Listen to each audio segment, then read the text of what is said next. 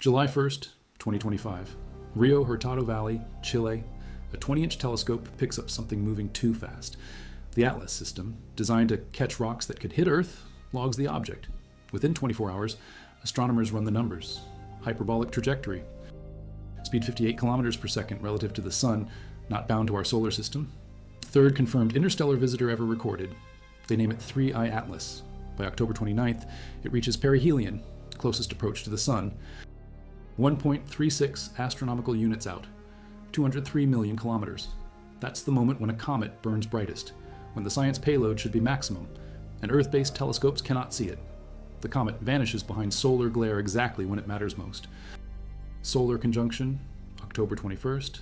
8 days before perihelion, 3I Atlas moves to the opposite side of the Sun from Earth. Angular separation drops below 10 degrees. Scattered sunlight drowns out the signal. Every major telescope on Earth and in Earth orbit goes dark on this target for weeks. The James Webb Space Telescope needs 85 degrees minimum solar elongation to operate without cooking its instruments. Its sunshield keeps the optics below 50 Kelvin. Point the telescope closer to the Sun, the infrared detectors flood with thermal noise, the whole billion-dollar mission risks damage. Webb's blackout window for 3I Atlas runs from August 25th to December 9th, 2025, 106 days. Perihelion sits dead center in that gap, Hubble space. Telescope has a 55-degree elongation limit. Hubble orbits Earth at 550 kilometers altitude, still too close to avoid the Sun's glare geometry. Its 3I Atlas blackout, September 14th through November 23rd, 70 days dark, perihelion included. The Chandra X-ray telescope, 46.4 degrees, XNMM Newton, 70 degrees. September 20th through November 19th for Chandra. September 4th through December 1st for XMM Newton. All the X-ray data that could map volatile production during peak heating, gone. Ground-based optical observatories face even tighter limits. The Vera C. Rubin Observatory needs 15 degrees elevation above horizon. Daytime restrictions add more dead zones. Rubin's 3I Atlas blackout, October 6th to November 14th, 39 days. The comet hits perihelion. October 29th. The ALMA radio telescope array in Chile has a 15-degree solar elongation limit. ALMA blackout, October 11th to October 30th. 19 days that bracket. The exact perihelion moment, ALMA could have measured molecular emissions, hydrogen cyanide production rates, chemical signatures in real time as the comet superheated. The geometry locked it out. Magnitude 11.5. That's 3. I Atlas at peak brightness. For perspective, the dimmest star the naked eye can see under perfect dark skies sits around magnitude 6. Each magnitude step represents 2.512 times less light. Magnitude 11.5 is over 150 times fainter than naked eye limit. A typical 70mm binocular can reach magnitude 9 or 10 under dark skies. Magnitude 11 requires at minimum a 3 to 4.5 inch aperture telescope with image stacking. Magnitude 12 needs 8 inches, often 10 or 12 inches of glass, long exposures, and processing to pull the signal from noise. Even backyard astrophotographers with 12-inch Newtonians report seeing magnitude 15 on good nights with stacking. But that's point sources, stars. Comets are diffuse. The light spreads across an extended coma. Surface brightness matters. A magnitude 11 comet with a coma diameter of 30 arc seconds to a few arc minutes has surface brightness around magnitude 21 to 22 per square arc second. That's brutally faint. The human eye struggles. Automated surveys set cutoffs. The Catalina Sky Survey, 0.7 meter telescope, 30-second exposures, limiting magnitude 19.5. The Zwicky Transient Facility, magnitude 20.5. Pan-STARRS, magnitude 24. But those limits apply to point sources and long integrations. A diffuse magnitude 11 comet moving against dense stellar backgrounds in Ophiuchus, Scorpius, Libra during September and October, before it drops into the Sun's glare, becomes a needle in a haystack even for survey instruments. 3. I Atlas moves through regions of the sky packed with stars. August 2025, it crosses Ophiuchus and Scorpius, then into Libra in September. Stellar density complicates detection. The comet overlaps background stars in frames. Plate-solving smart telescopes with 3 to 4.5 inch apertures manage to image it, but only with image stacking and processing that averages out the noise and enhances the moving target. Visual observers, even experienced ones with large apertures under pristine skies, Report magnitude limits that vary by a full magnitude or more depending on sky brightness, seeing conditions, and target altitude. Light pollution crushes limiting magnitude. A 5-inch telescope under Bortle class, one skies might reach magnitude 13.5 to 14. The same scope under Bortle class, 5 suburban skies drops to magnitude 11 or 12. 3I, Atlas at magnitude 11.5, sits right at that edge. Observers need good skies, good optics, and good timing. September ends. 3I, Atlas approaches 30 degrees solar elongation. By October 1st, it dips below 30 degrees. October 18th, down to 20 degrees. The GEOES 19 weather satellite, geostationary orbit, carries the CCOR-1 coronagraph for space weather monitoring. CCOR-1 blocks the central solar disk with an artificial occulter, creates a false eclipse, images the corona. On October 18th, 2025, GOES 19 captures 3, I-Atlas in the CCOR-1 field. The comet appears as a faint smudge at the periphery of the frame. Citizen scientist Orachade Boonplod identifies it in the image. Magnitude 11, right at the grim edge of what coronagraph image stacking and processing can extract. This is tricky work. If you value documented astronomy and space observation history like this, subscribe. It's the best way to support our work. Also, comment from which city you're hearing this from. This script is researched and factual, using sources from NASA's Jet Propulsion Laboratory, Small Body Database with Epoch, July 18th, 2025 Orbital Elements, the European Southern Observatory, Very Large Telescope, UVES spectrograph observations, published in preprint on Archive in October 2025 by Rahat Gamkar and colleagues, the Stereo Soho Lasco, and GOES 19 CCOR-1 coronagraph observations published by Zhang and Batams in October 2025 on Air Arxiv, and the Spacecraft Observation Opportunity Analysis by Eubanks and team published August 21st, 2025 on Arxiv as paper 2508.15768. Now back to the information. The Solar and Heliospheric Observatory, SOHO, sits at the Sun-Earth L, 1 Lagrange point, 1.5 million kilometers from Earth on the sun side. SOHO's LASCO.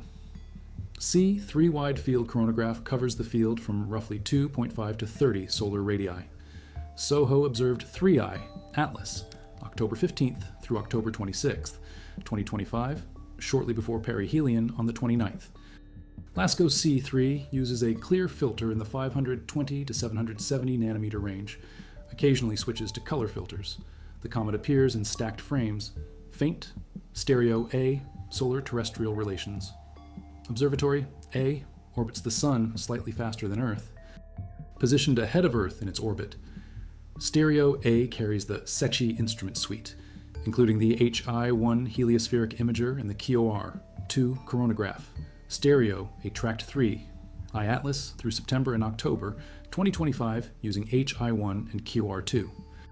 These coronagraphs and heliospheric imagers stack frames over hours to build signal, subtract stray light and coronal structure models, extract the comet's position and photometry, the polarimeter to unify the corona and heliosphere, punch. A quartet of satellites launched to study the Sun's corona. Also followed 3I Atlas near Perihelion, standard observing routine for space weather missions. The comet was not a planned target. It happened to cross their fields. Zhang and Batams analyzed the coronagraph data in their October 2025 preprint. They find 3I Atlas brightening rapidly as it approaches perihelion. The brightness scales inversely with heliocentric distance to the power of negative 7.5 plus or minus 1. That's steep. Most Oort cloud comets brighten at rates between negative 2 and negative 4. 3I Atlas brightens faster. The CCOR-1 instrument on GOES 19 resolves a glow extending out to 300,000 kilometers around the nucleus. Comparable to the scale of the carbon dioxide plume traced by the Spherex Space Observatory in early August 2025, LASCO and CCOR-1 color photometry shows 3I Atlas appearing distinctly bluer than the Sun. Earlier observations in July and August showed the comet as red, typical for dust-scattering sunlight. By perihelion, the color shifts blue. Blue suggests emission contributes a substantial fraction of the visible brightness. Dust reddens, scattered sunlight. The nucleus surface, colder than the Sun's 5,800 Kelvin photosphere, should scatter reddened light. Blue color at perihelion is anomalous. Zhang and Batams state in their paper, quote, The reason for 3. I-Atlas's rapid brightening, which far exceeds the brightening rate of most Oort cloud comets at similar distances from the Sun, remains unclear. End quote. Spacecraft in interplanetary space can observe 3 I-Atlas during perihelion if their geometry permits. NASA's Psyche mission, en route to the metallic asteroid 16 Psyche in the main belt, has the closest approach to 3 I-Atlas on September 4th, 2025, at 0.302 astronomical units, 45 million kilometers. Psyche carries a multispectral imager and a gamma ray and neutron spectrometer. Solar elongation from Psyche's position allows observation. No public data release yet. Mars, October 3rd, 2025. 3. I-Atlas passes 0.19 astronomical units from Mars, 28.4 million kilometers, 17.6 million miles. Ringside seat, ESA's ExoMars. Trace Gas Orbiter successfully images the comet's coma. NASA's Mars Reconnaissance Orbiter carries the HiRISE camera, high-resolution imaging science experiment, 30 centimeters per pixel resolution at typical imaging distances. From Mars distance to 3, I-Atlas, on October 3rd, HiRISE pixel resolution is 30 kilometers.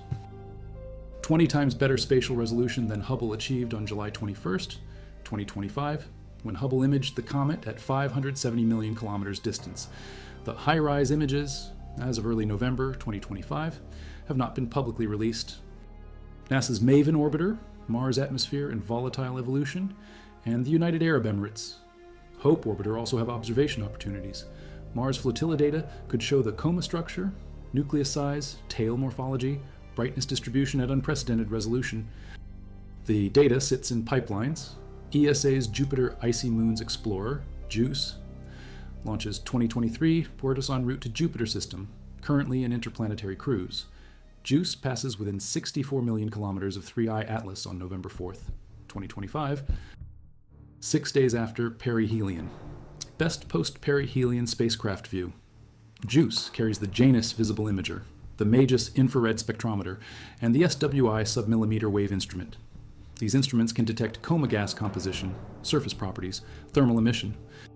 Solar elongation from JUICE's position allows observation without sun shield restrictions. However, JUICE is currently using its primary antenna as a sun shield to protect its instruments during this phase of cruise.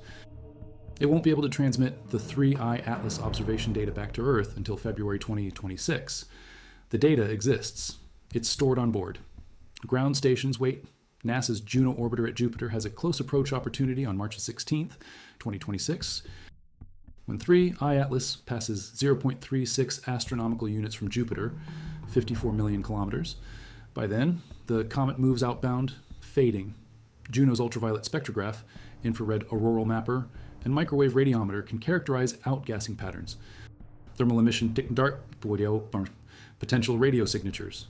Phase angles and geometries from Juno's position are impossible from Earth. Multi-wavelength data at post-perihelion distances. NASA's Lucy mission, en route to Jupiter's Trojan asteroids, has observation windows. Calibration work with Lucy's LaLaurie telescope shows sensitivity drops rapidly when solar elongation of the target goes below 90 degrees due to scattered light entering the optics. Lucy's limitations prevent perihelion observation, but pre- and post-perihelion windows exist. NASA's Europa Clipper, launched October 2024 en route to Jupiter, might pass through 3I Atlas's cometary tail in the period after perihelion passage. Direct sampling of tail plasma and dust, potential for in situ composition measurements. No confirmed observation plan released.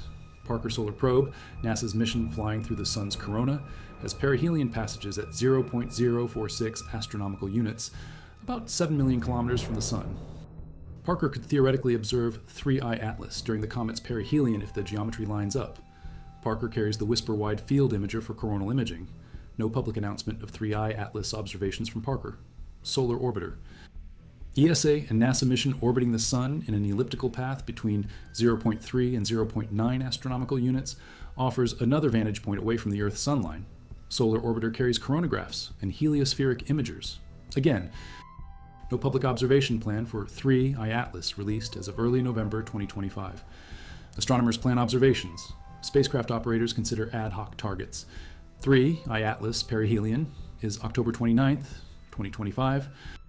Most spacecraft require weeks or months advance notice to schedule observations, upload commands, allocate data storage and downlink bandwidth.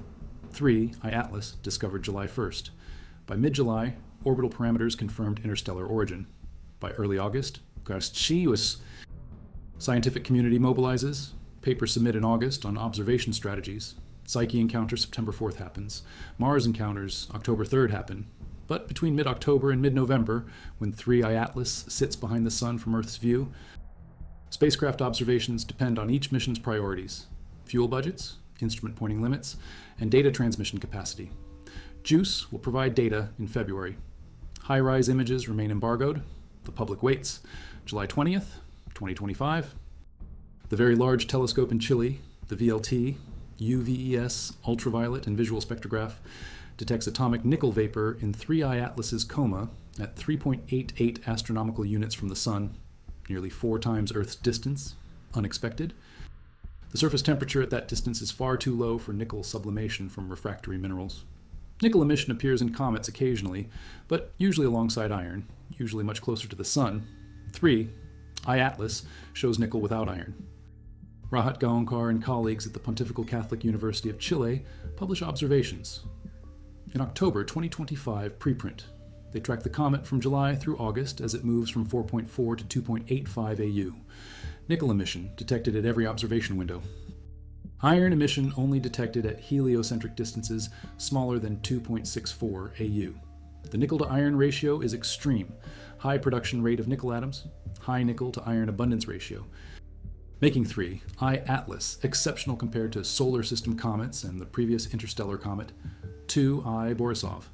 2 I Borisov showed nickel and iron together in roughly solar proportions, typical for comets.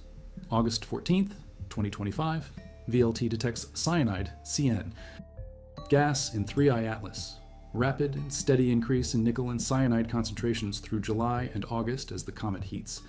By late August, estimated production rate 4.6 plus or minus 0.7 grams of nickel per second, 17.6 plus or minus 2 grams of cyanide per second. September 7th, 2025, James Clerk Maxwell Telescope in Hawaii observes 3 iAtlas at 2.33 AU. Hydrogen cyanide production rate 1.5 times 10 to the 25th molecules per second. September 14th, production rate climbs to 4.5 times 10 to the 25th molecules per second, 2 kilograms per second. The cyanide coma on September 15th is 180,000 kilometers across, asymmetric, elongated in the anti-solar direction. Keck 2 telescope in Hawaii, late August, obtains narrowband images of 3 iAtlas in nickel and cyanide emission using the Keck Cosmic Web Imager. KCWI. The images show central concentration of nickel relative to cyanide. Nickel is concentrated near the nucleus. Cyanide extends farther into the coma. The emission profiles are asymmetric with extension in both the solar and anti-solar directions. Evidence for an antitail. White light images don't show a familiar dust tail. The tail is gas, not dust.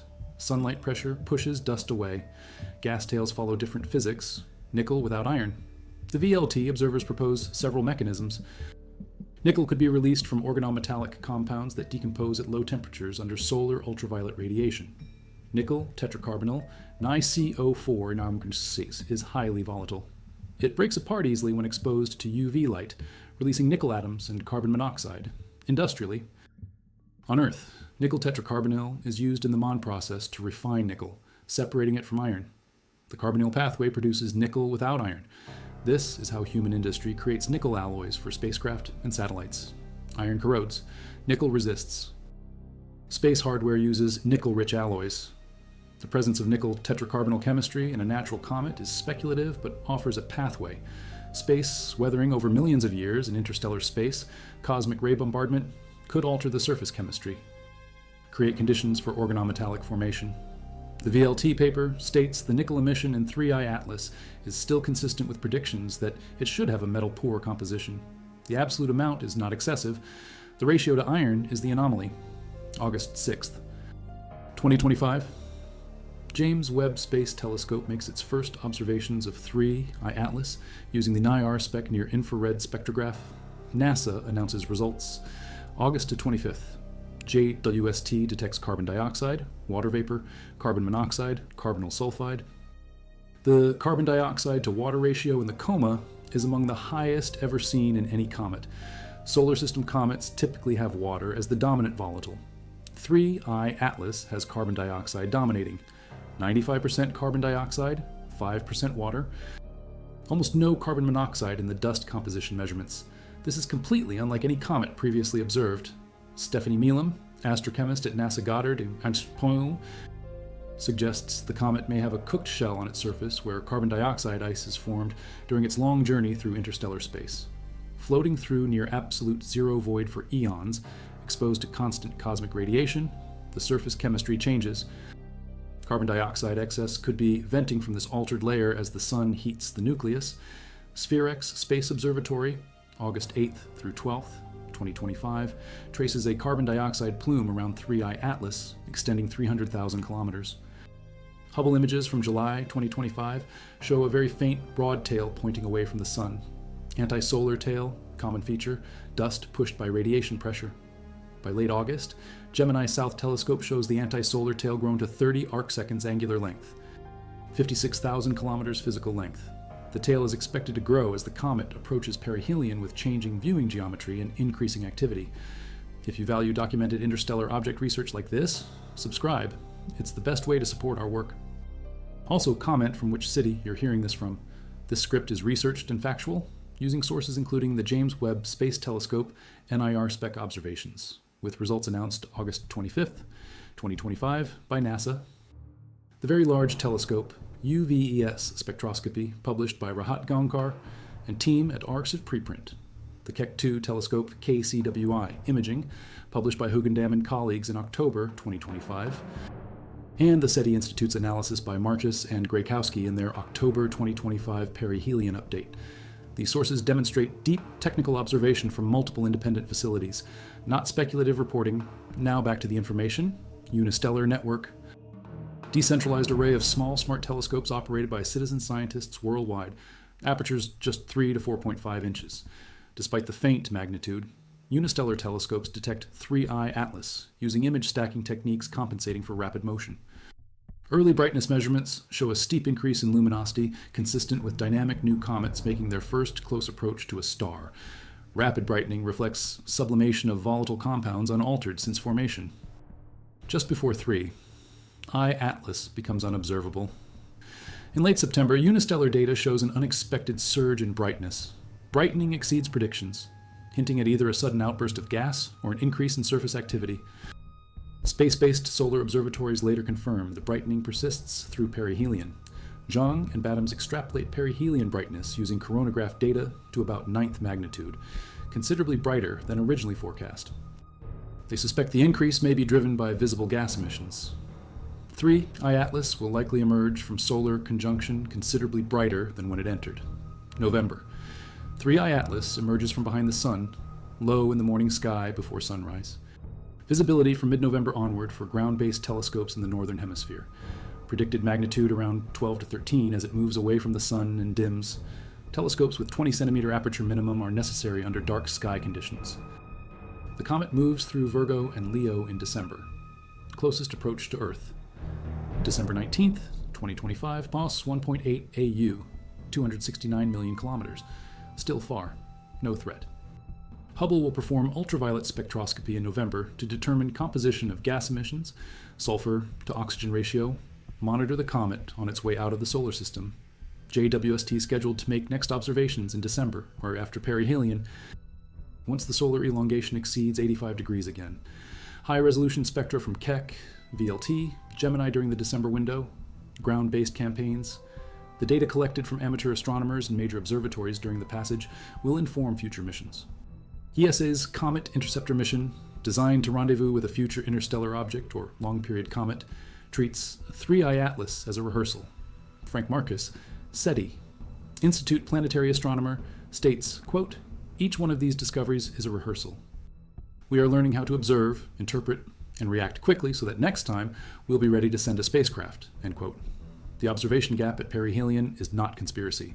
It's geometry and engineering. Solar elongation limits protect billion-dollar instruments from thermal damage and scattered light contamination. The L2 position of JWST and the low Earth orbit of Hubble place them on the Earth sun line. When the comet sits behind the sun, These telescopes cannot point without violating safety margins. Ground-based telescopes cannot observe through the sun's glare. Coronagraphs on SOHO, Stereo, GOES 19, and Punch partially fill the gap, but their imaging capabilities are limited. They're designed for solar corona monitoring, not faint comet photometry and spectroscopy.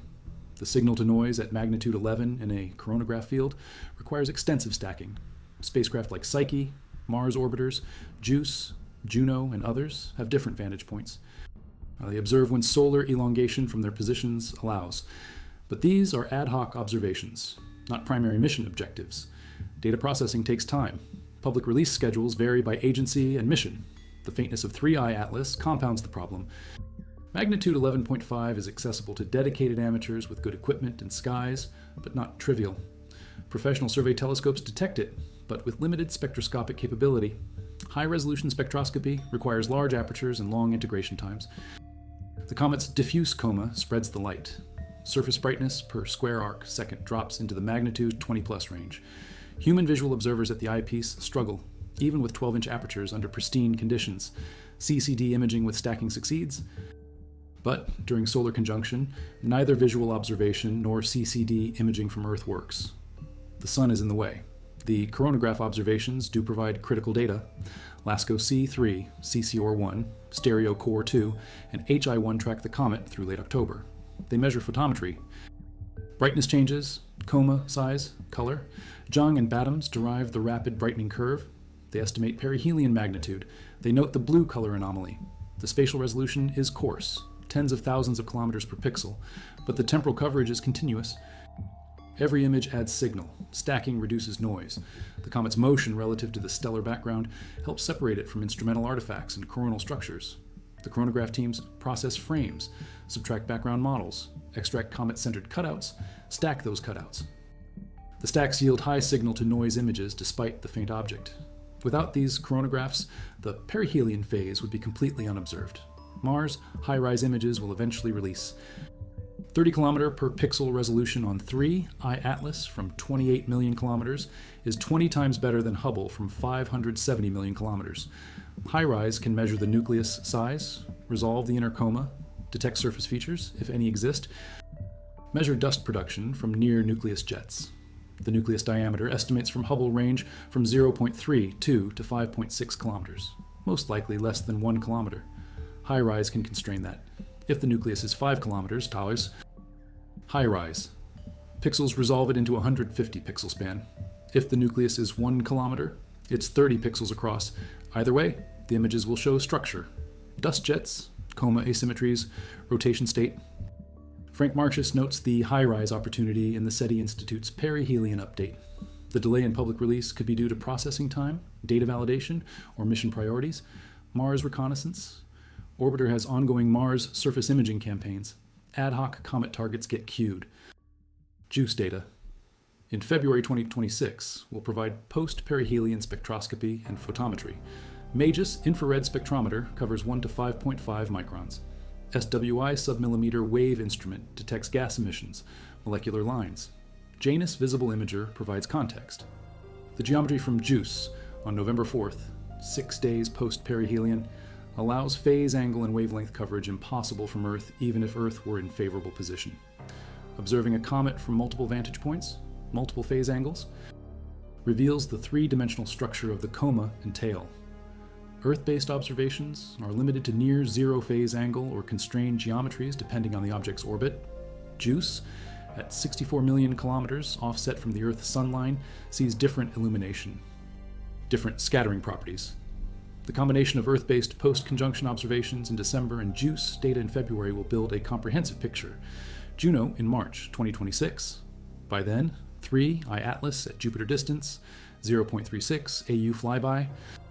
54 million kilometers DAR is fading. Outgassing decreases with increasing heliocentric distance. But Juno's instruments offer unique capabilities. The ultraviolet spectrograph, UVSC, detects gas species in UV wavelengths, complementing visible and infrared data. The infrared auroral mapper, GRAM, measures thermal emission from the nucleus and coma. The microwave radiometer, MWR, can detect subsurface temperatures if signal permits. Non-gravitational acceleration parameters from astrometric monitoring through the Juno encounter will refine outgassing asymmetries, test weather trajectory perturbations, match cometary volatile sublimation models, the convergence of solar conjunction timing. Optimal thermal conditions at perihelion and planetary alignment windows during 3. I-Atlas's passage creates a natural observational blackout exactly when the science would peak. Not by design, not by intent, by celestial mechanics and instrument engineering constraints. The Earth orbits the Sun. 3I Atlas orbits hyperbolic. The comet's perihelion on October 29th places it 1.36 AU from the Sun. Earth on October 29th is 1 AU from the Sun on the opposite side. Sun-Earth distance 1 AU. Sun-comet distance 1.36 AU. Comet nearly in line behind the Sun from Earth's perspective. Solar elongation from Earth drops to 10 degrees or less. Solar glare dominates. Telescopes at L1, L2, and low Earth orbit share the Earth's line of sight to the Sun. They cannot observe the comet without pointing too close to the Sun. Ground-based telescopes on Earth's surface face the same geometry, plus atmospheric scattering of sunlight during daytime and twilight. Coronagraphs work by blocking the solar disk with an occulter, creating an artificial eclipse. LASCO C3 occulter blocks the Sun out to 2.5 solar radii. The field extends to 30 solar radii. At perihelion, 3I Atlas is 1.36 AU from the Sun. 1 AU is 150 million kilometers. 1.36 AU is 204 million kilometers. Angular separation from the Sun, as seen from SOHO at L1, is calculated from the triangle. From SOHO, the Sun is 1.5 million kilometers away at L1. 3I Atlas is at 1.36 AU from Sun. Earth at 1 AU from Sun, comet nearly opposite Earth. The angular separation is small. The comet appears near the Sun in the sky. LASCO. C3 field of view can capture objects several degrees from the solar limb. 3I Atlas threads through that field during late October. CCOR1 on GOES 19 has similar geometry. Geostationary orbit, 36,000 kilometers altitude. CCOR1 blocks the Sun, images the corona. The comet crosses the coronagraph field periphery, faint object at the edge of detection. The stereo, a spacecraft orbits ahead of Earth. The solar elongation of 3I Atlas from stereo A's position is different. Stereo A can observe the comet when Earth cannot. Shy. One heliospheric imager has a field of view offset from the Sun, looking at the space between Sun and Earth along the Sun-Earth line, but from a different orbital position. Core 2, coronagraph blocks the Sun, images the corona. Stereo attracts 3, I Atlas, through September and October. The brightness data from stereo combined with SOHO and GOES 19 builds the perihelion light curve. The curve shows the rapid brightening, the steep power law, the blue color. The mechanisms driving the brightness surge remain uncertain. Gas emission dominates, dust contribution drops. Nickel emission, cyanide emission, carbon dioxide emission all contribute to the visible light. The nucleus is heating. Sublimation accelerates, outgassing increases. The coma expands. The antitail develops. The comet is active, and then it moves away. Post-perihelion. Heliocentric distance increases, solar heating decreases, sublimation slows, gas production drops, brightness fades. By December 19th, closest Earth approach, the comet is 1.8 AU from the Sun and 1.8 AU from Earth. Magnitude predicted around 12 to 13. Accessible to large amateur telescopes with CCD imaging. Professional observatories can obtain high-resolution spectra, photometry, polarimetry. The post-perihelion data will test whether the anomalies observed pre-perihelion persist.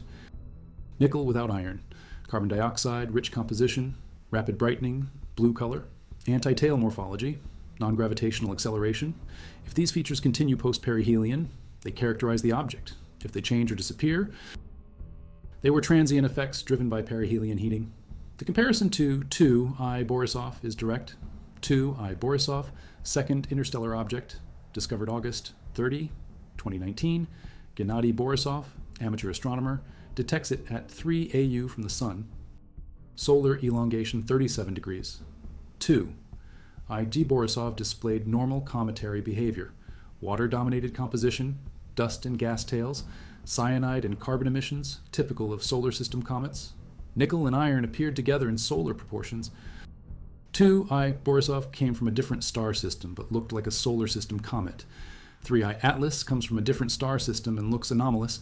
Nickel without iron, carbon dioxide without much water, rapid brightening, blue emission. Is this diversity among interstellar objects? Are comets from other star systems chemically different from ours? Or is 3I Atlas an outlier even among interstellar comets? 1I Oumuamua, first interstellar object, Itzila, discovered October 19, 2017, post-perihelion detection, outbound from the Sun. Non-gravitational acceleration, no visible coma, no gas emission detected, reddish color, tumbling rotation, elongated shape. Oumuamua remains enigmatic, no spectroscopy, no resolved imaging, only photometry and astrometry. Oumuamua's perihelion was September 9th, 2017, 0.25 AU from the Sun. Discovered 37 days later. Observations only possible through January 2nd, 2018, as it moved away. By the time telescopes could point, Oumuamua was fading and distant. No pre-perihelion data. Limited post-perihelion data. Oumuamua's composition unknown. Its origin unknown. Its acceleration mechanism debated. Outgassing, low mass, radiation pressure. Oumuamua left questions. 3I Atlas provides a full inbound observational window. Discovered July 1st at 4.7 AU from the Sun. Monitored continuously from discovery through October when solar conjunction begins. Pre-perihelion data, extensive, spectroscopy, photometry, imaging, coma, composition, gas production rates, brightness evolution, color changes, tail development, spacecraft encounters, Mars flyby, Psyche flyby, post-perihelion data, pending, Hubble, JWST, Keck, VLT, Gemini observations scheduled, JUICE data in February, Juno data in March, ground-based campaigns through December and into 2026. 3. I-Atlas will be monitored as it exits the solar system. Final observations possible through 2026. As it fades beyond magnitude 15, magnitude 16, the dataset will be the most complete for any interstellar object to date. The question is what the perihelion data reveals.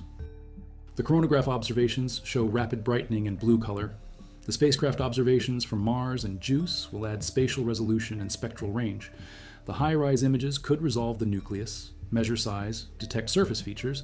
If the nucleus is icy, if it's fragmenting, if it's outgassing asymmetrically, high-rise will see it.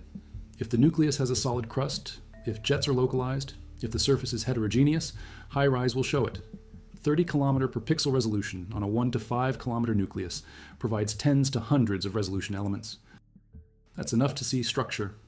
Comet nuclei are often irregular, peanut-shaped contact binaries. 67P, Churyumov, Gerasimenko, visited by Rosetta, is a contact binary. 2 lobes joined at a neck, roughly 4 kilometers across. High-rise could resolve that scale on 3I Atlas. JUICE spectra will test the carbon dioxide dominance. If carbon dioxide persists post-perihelion, it's intrinsic. If it drops and water increases, the cooked shell hypothesis gains support. The pre-perihelion carbon dioxide could be a surface layer sublimating first, revealing deeper water, rich layers as the comet moves away. Or the carbon dioxide dominance could be primordial, reflecting formation conditions in the original protoplanetary disk around a different star. Interstellar objects carry information from their birth systems. 3. I-Atlas formed in a disk around a star in the thick disk of the Milky Way. The thick disk contains older stars, population 2, lower metallicity. If the star that formed 3 I-Atlas was metal poor, the protoplanetary disk was metal poor, the comet's composition reflects that. Carbon and oxygen are abundant. Carbon dioxide forms easily. Nickel is a trace metal. The nickel to iron ratio in metal poor environments could differ from solar. The chemical signature of 3I Atlas might be a fingerprint of thick disk star formation billions of years ago. The SETI Institute's Allen Telescope Array monitored 3I Atlas for radio emissions. No narrowband artificial signals detected. Natural emissions measured. The ATA team, led by Wael Farah, initiated monitoring July 2nd, 1 day after discovery. Radio observations can detect molecular lines, thermal emission, and, hypothetically, technological signals. The absence of narrowband signals rules out transmitters in the range ATA can detect. Natural emissions fit comet models. The ATA continues monitoring as the comet moves through the solar system. Radio observations don't have solar elongation limits for the Sun. Radio telescopes can observe during daytime, But radio interferometers like ATA have sensitivity limits. Faint objects require long integration times. 3. I-Atlas at magnitude. 11 visible light corresponds to specific radio flux depending on the emission mechanism. If the radio emission is thermal, the flux scales with temperature and surface area. If the emission is molecular line radiation, the flux scales with gas production rate and molecular abundance. ATA detected hydrogen cyanide, carbon monoxide, and other molecules. The fluxes fit cometary models. Speculation about artificial origin has circulated. Avi Loeb, Harvard astronomer, proposes that the anomalies in 3I Atlas's trajectory, composition, and brightening warrant consideration of non-natural explanations. Loeb ranks 3I Atlas as 4 on the Loeb scale, unusual but not conclusive. The Loeb scale quantifies anomalies relative to natural expectations. Nickel without iron scores high, carbon dioxide without water scores high, rapid brightening scores moderate, blue color scores high, non-gravitational acceleration scores moderate, trajectory alignment with the ecliptic plane scores high. The cumulative improbability, Loeb argues, justifies systematic follow-up.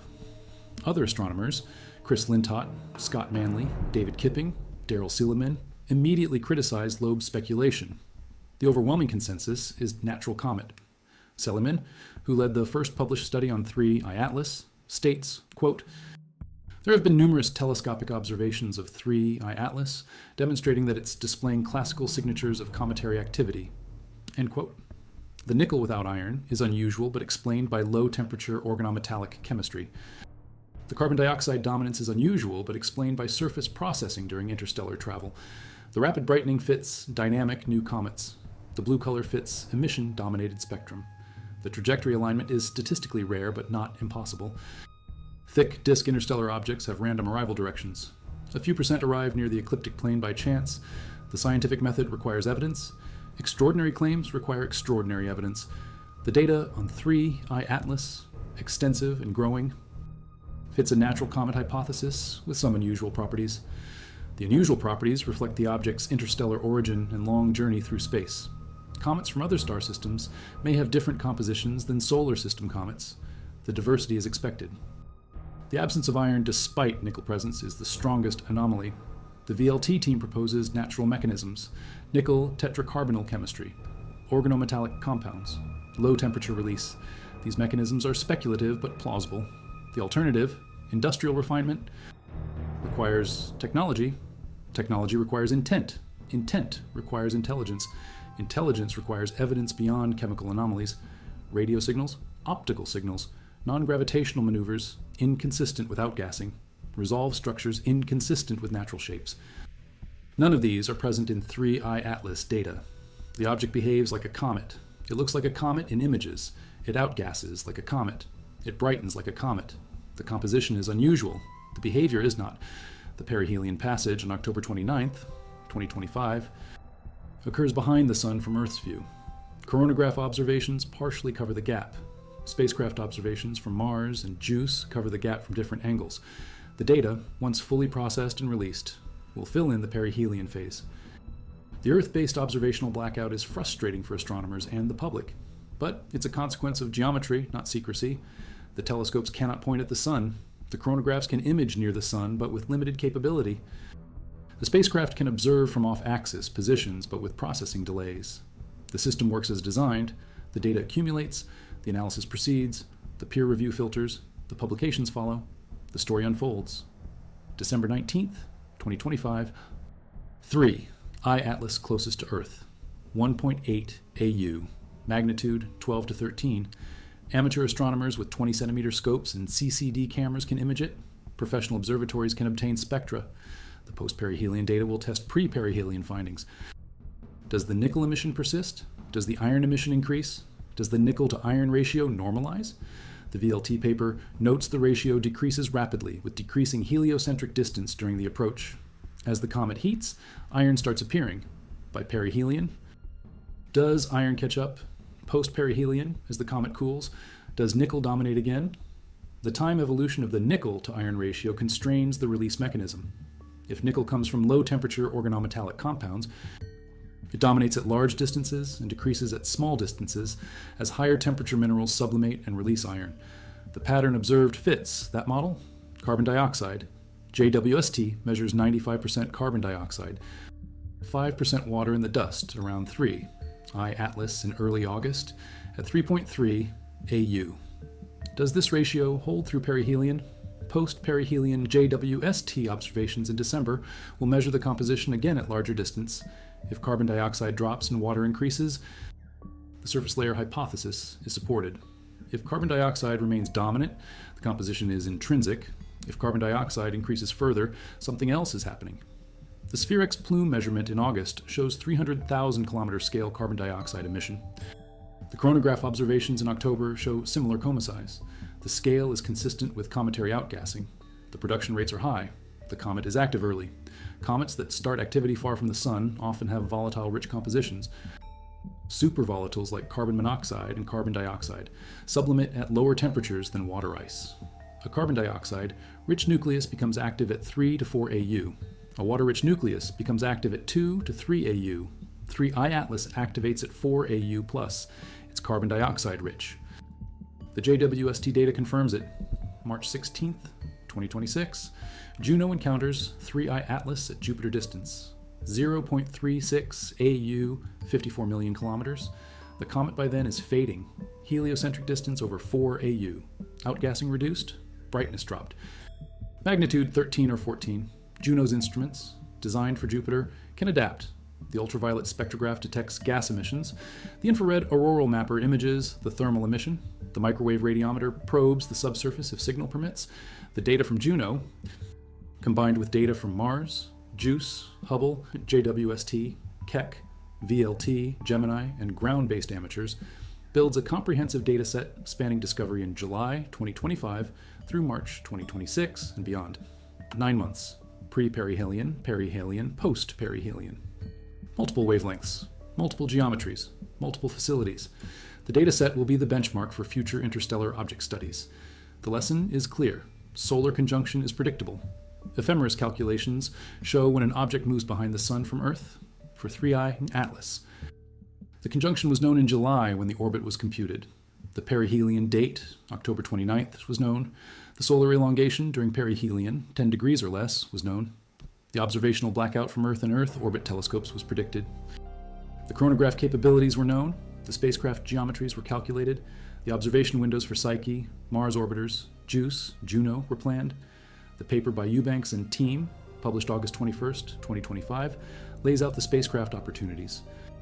15 spacecraft with potential observation windows: Psyche, Mars Flotilla, JUICE, Juno, Lucy, Europa Clipper, Parker, Solar Orbiter, others. The community knew perihelion would be hidden from Earth. The community planned accordingly: ad hoc observations, data processing pipelines, public release schedules. The system responds. Interstellar objects are rare. 1I Oumuamua, 2017, 2I Borisov, 2019, 3I Atlas, 2025. 3 confirmed in 8 years. The discovery rate will increase. The Virasi-Rubin Observatory, LSST, Legacy Survey of Space and Time, begins operations 2025. Rubin will survey the entire visible sky every few nights. Deep imaging, rapid cadence, automated transient detection. Rubin is expected to discover 1 interstellar object per year on average. Maybe more, maybe fewer. Statistics are uncertain. The true population of interstellar objects transiting the solar system is unknown. Models estimate dozens to hundreds per year pass through. Most undetected because they're too faint or too fast. Rubin will catch the bright ones. Magnitude 20 to 22 detections in 30-second exposures. Follow-up spectroscopy from other telescopes. Compositional studies. Trajectory analysis. Origin determination. Each interstellar object is a time capsule. It formed in a protoplanetary disk around another star, was ejected during planet formation, wandered the galaxy for millions or billions of years, passed through the solar system by chance, and continues onward. The object carries chemical and physical information from its birth environment. The isotopic ratios, the molecular composition, the dust mineralogy, the nucleus structure, all encode the conditions in the original disk. Comparing interstellar objects to solar system comets reveals the diversity of planet formation across the galaxy. Comparing interstellar objects to each other reveals the range of stellar environments and disk chemistries. Oumuamua, no coma, no gas, maybe rocky. Borisov, water rich, cyanide present, normal comet. Atlas, carbon dioxide. Rich, nickel without iron, rapid brightening. 3 objects. 3 compositions.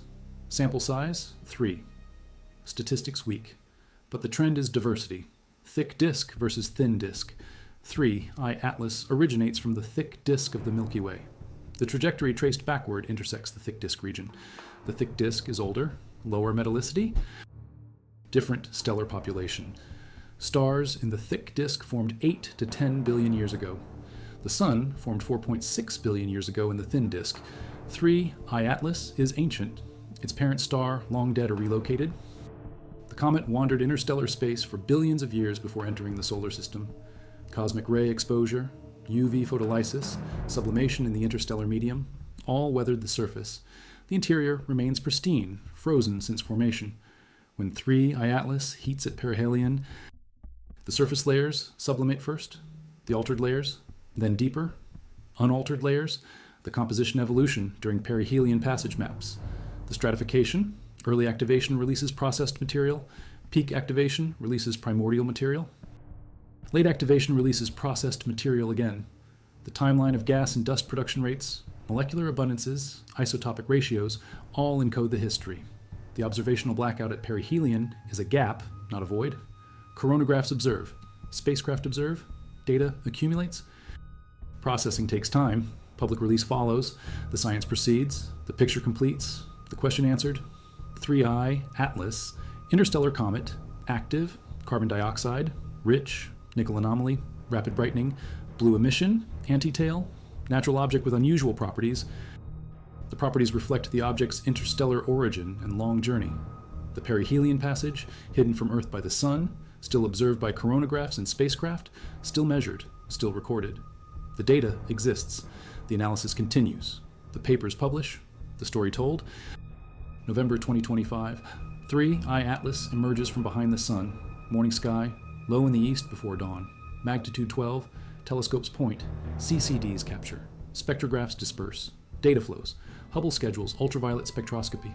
JWST schedules. An IRSpec follow-up. Keck. VLT, Gemini, all schedule time. Amateur networks coordinate. Unistellar observer's image.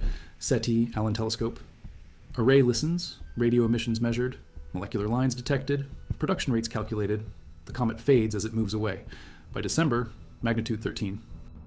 By January 2026, magnitude 14. By February, magnitude 15. JUICE data releases. Spectra analyzed. Composition confirmed. March, Juno encounter. Final close approach. Ultraviolet. Infrared. Microwave data. Then 3, I Atlas continues outbound. Beyond Jupiter. Beyond Saturn. Out of the planetary region. By 2027, beyond detection threshold for most telescopes, Rubin might track it to magnitude 22 or 23. Deep stacks, long integrations. Eventually, even Rubin loses it. The comet exits the solar system, resumes interstellar trajectory. Velocity 58 kilometers per second relative to the Sun, heading toward the constellation Gemini, toward the star Zeta Geminorum. Decades, centuries, millennia, 3. I Atlas travels. Silent, dark, cold, until maybe another star system, another approach, another perihelion, another set of observers. If they exist, if they watch, if they record. The telescopes missed perihelion because the Sun was in the way. The coronagraphs didn't miss it. The spacecraft didn't miss it. The data was collected. The analysis proceeds. The anomalies persist.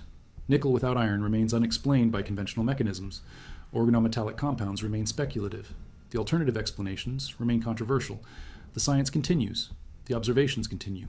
The next interstellar object will arrive. Rubin will detect it.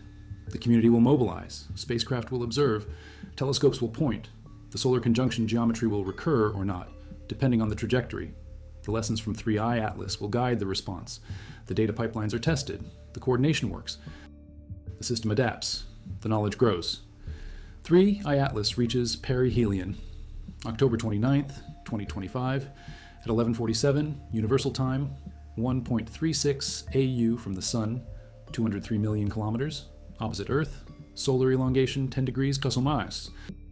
Invisible from Earth, visible from coronagraphs, visible from Mars, visible from spacecraft, data collected, brightening confirmed, blue color confirmed, coma resolved, tail detected, gas emission measured, composition analyzed, nickel present, iron low, carbon dioxide dominant, water minor, activity high, brightness surge, anomalies noted, questions raised, theories proposed, debates initiated, papers submitted, peer review pending, public interest sustained, speculation contained, science proceeding.